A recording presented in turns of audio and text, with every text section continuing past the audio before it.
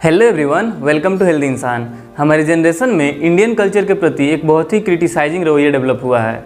ऐसा सिर्फ इसलिए होता है क्योंकि ना तो हम कभी अपने शास्त्रों को पढ़ते हैं और ना ही ये हमें कहीं स्कूल में पढ़ाया जाता है। हमारे शास्त्रों में हर एक इंडियन ट्रेडिशन को बहुत ही डिटेल में और साइंटिफिक तरीके से बताया गया है। क्या आपको पता है वैज्ञानिक अर्थ और सन के डिस्टेंस को एग्जैक्टली मेजर करते हैं। उससे करीब 2 सेंचुरी पहले ही हनुमान चालीसा में इसकी एग्जैक्ट दूरी बता दी गई थी, वो भी बिना किसी मॉडर्न और एडवांस टेक्नोलॉजी के। इससे ये तो पता चलता ही है कि हमारा ट्रेडिशन कितना साइंटिफिक है और हमें इस पे आंख मूंद कर भरोसा भी करना चाहिए। चलिए इस वीडियो में हम 7 इंडियन ट्रेडिशन के बारे में बात करते हैं जिसका डायरेक्ट कनेक्शन आपके हेल्थ से है। सबसे पहला है कटलरी में सिल्वर का यूज होना।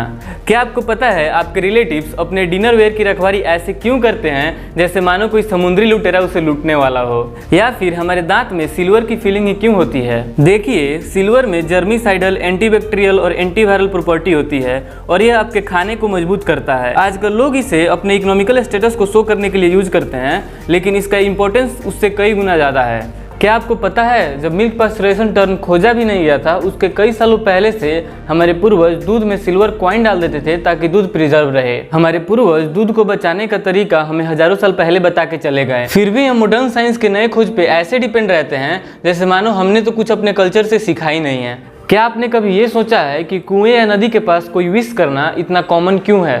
प्राचीन भारत में कॉइन सिर्फ कॉपर के बनते थे और उस समय पानी का मेन सोर्स कुएं और नदियां ही थी। कॉपर एक वाइटल माइक्रोन्यूट्रिएंट है जो आरबीसी सिंथेसिस, एंजाइम एक्टिविटी और नर्वस सिस्टम की क्षमता को बढ़ाने का काम करता है। ये एजिंग को स्लो डाउन करने के साथ ही आर्थराइटिस के पेनफुल इफेक्ट को भी कम करता है। ये इंश्योर करने के लिए कि गांव के लोग शारीरिक और मानसिक रूप से स्वस्थ रहें, उस समय के विद्वानों ने अंधविश्वास की आड़ में इसका साइंटिफिक रीजन हमें नहीं बताया। ऐसा करने से उस समय नदियों और कुएं के पानी में कॉपर इनरिच हो जाता था और लोग भी फिजिकली और मेंटली स्वस्थ थे। नहीं, अब आप ये वीडियो छोड़कर कॉपर की तार खाने मत बैठ जाना, इससे आपको कोई फायदा नहीं मिलेगा। हमारे घर में रंगोली बनाना बहुत ही ज्यादा कॉमन है, जिसे आप अपने घर के बाहर बनाते हैं। आजकल भले ही आप इसे सुंदरता के लिए बनाएं, लेकिन इसके और भी कई सारे फायदे हैं। रंगोली को पहले नेचुरल पिगमेंट्स और चावल के आटे से बनाया जाता था, आज के जैसा नहीं कि मौत के पाउडर से बनाया जाए। जी हाँ, मैं अबीर को मौत का पाउडर ही बोलता हूँ क्योंकि ये अस्थमा अटैक पैदा करता है। उस समय ये पेस्ट कंट्रोल की तरह यूज होता था। ये इंश्योर करने के लिए कि पेस्ट और बर्ड्स घर के अंदर ना आए, उनके लिए चावल का आटा और नेचुरल पिगमेंट्स घर के बाहर ही रख दिया जाता था। ऐसा करने से लोगों के बीच खुशनुमा माहौल बना रहता था और उनका घर भी पेस्ट कंट्रोल रहता था। छोटी बच्चियों के ईयर लोब्स में पियर्सिंग करना भारतीय समाज का एक बहुत ही कॉमन हिस्सा है। फेमिनिटी को दर्शाने से ज्यादा इस प्रथा के और भी कई सारे कारण हैं। इसमें से एक्यूपंक्चर एक बहुत ही बड़ा कारण है। नाक और कान पे छेद करने से पहनने वालों को स्पिरिचुअल कामनेस मिलती है। हमारे ईयर लोब में मेरिडियन पॉइंट होता है जो हमारे दिमाग के लेफ्ट हेमिस्फीयर और राइट हेमिस्फीयर को कनेक्ट करता है ताकि हमारा दिमाग फुल्ली डेवलप हो सके। मेरिडियन पॉइंट्स पे पियर्सिंग करने से हमारे दिमाग के और भी पार्ट्स डेवलप होते हैं। पियर्सिंग के और भी कई सारे हेल्थ बेनिफिट्स हैं जिसे मैं एक सेपरेट वीडियो में आपको बताऊंगा। हमारा 5वां पॉइंट खाने के तरीके पे है। भोजन की थाली के चारों ओर एक गोलाकार तरीके से पानी छिड़कते हुए किसी व्यक्ति को 3 बार ऐसा करना एकदम अनसुना नहीं है और ऐसा हम सभी के घर में होता है। जबकि कुछ लोग इसे कहते हैं कि ये देवताओं को प्रणाम करने और आशीर्वाद लेने का एक तरीका है। खाने में अपने उंगलियों का यूज करना ना कि किसी चम्मच का भारतीय कल्चर का एक हिस्सा है। ऐसा इसलिए है क्योंकि हमारा उंगली खाने को चार्ज करता है, जिस वजह से हमें खाने के डाइजेशन में हेल्प मिलता है।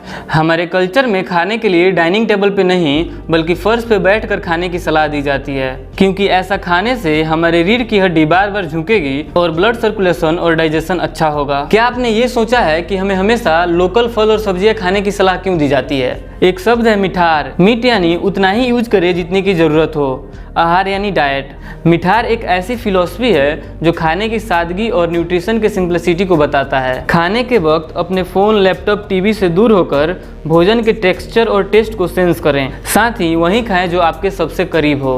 अगली बार जब आप न्यूजीलैंड के कीवी के ऊपर 100 रुपये खर्च करने के लिए रेडी हो तो ये सोचें कि आपके लिए नासिक के 20 रुपये के संतरे बहुत अच्छा करेंगे। ऐसा इसलिए है क्योंकि लोकल उगाए गए सब्जियों और फल का एसिमिलेशन सेम ही होता है जैसे हमारे बॉडी का होता है।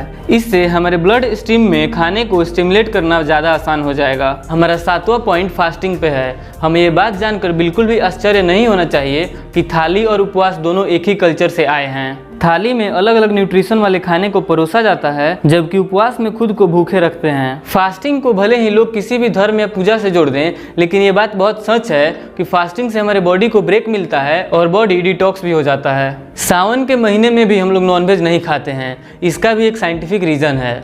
देखिए, सावन ही एक ऐसा महीना है जिसमें मीट सर्दी या गर्मी के कंपेयर में ज़्यादा जल्दी से सड़ने लगता है, और जब ये नियम बनाया गया उस समय तक हमारे पूर्वजों के पास रेफ्रिजरेटर तो था नहीं, इसलिए उन्होंने पूरे 1 महीना इसे खाना ही छोड़ दिया, और ये भी साइंटिफिक रीज़न हमारे अंधविश्वासों के बीच दब सा गया। लास्ट में मैं आपको ये बता दूं कि भारतीय ट्रेडिशन और कल्चर आपको कभी कभी ऑर्थोडॉक्स लग सकता है, लेकिन ये आपके इंटरप्रिटेशन पे भी डिपेंड करता है। इसीलिए जब भी आप किसी व्यक्ति को केले के पत्ते पे खाते हुए देखें तो अपने निंदक चश्मा को उतारने की कोशिश करें और खुले हुए दिमाग से सोचें, आपको इसका भी साइंटिफिक रीज़न जरूर ही मिल जाएगा। अगर ये वीडियो आपको पसंद आया हो तो शेयर करें और चैनल को सब्सक्राइब जरूर करें।